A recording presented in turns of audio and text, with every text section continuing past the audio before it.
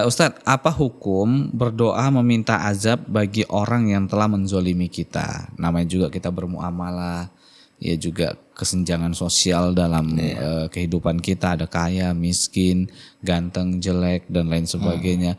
Terkadang banyak orang yang semena-mena lisannya itu asal ngomong aja, Pak Ustadz. Tindakannya terkadang ya tanpa memikirkan efek belakang itu terus menzolimi kita gitu. Terkadang kita yang lemah ini nggak bisa ngapa-ngapain kecuali hanya melantunkan doa. Pertanyaannya, boleh nggak kita doakan keburukan, azab untuk dia nih Pak Ustadz?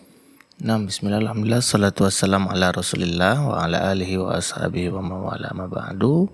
Sahabat keluarga muslim yang dirahmati Allah subhanahu wa ta'ala dan penanya, semoga tetap dalam lindungan Allah subhanahu wa ta'ala.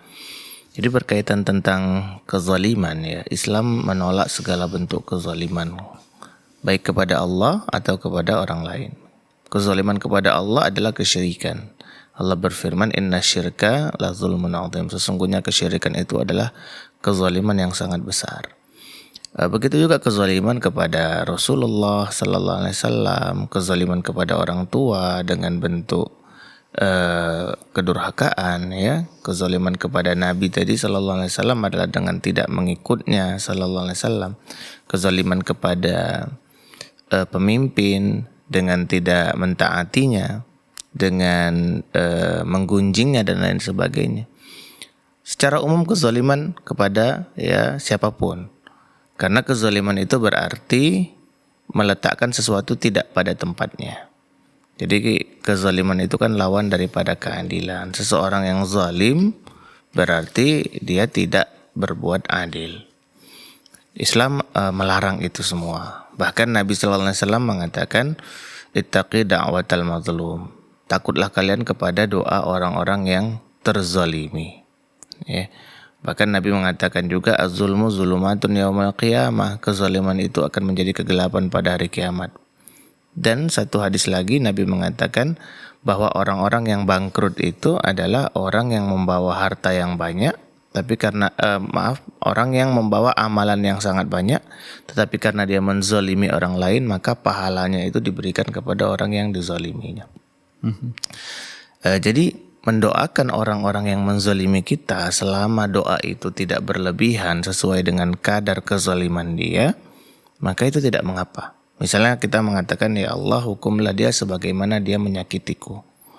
Maka tidak ada masalah seseorang mengatakan hal seperti itu.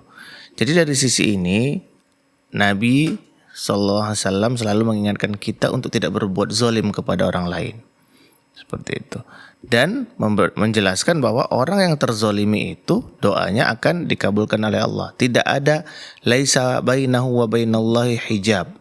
Tidak ada perantara antara dia dengan Allah subhanahu wa ta'ala. Artinya doanya pasti dikabulkan oleh Allah subhanahu wa ta'ala. Kan tetapi ya, memaafkan orang lain tentunya itu adalah suatu kebaikan juga. Dan ini diantara ciri-ciri orang yang bertakwa. Allah berfirman, alladzina yunfiquna fis sarra'i wad dharra wal kadhiminal ghaidha wal 'afina 'anil nas wallahu yuhibbul muhsinin.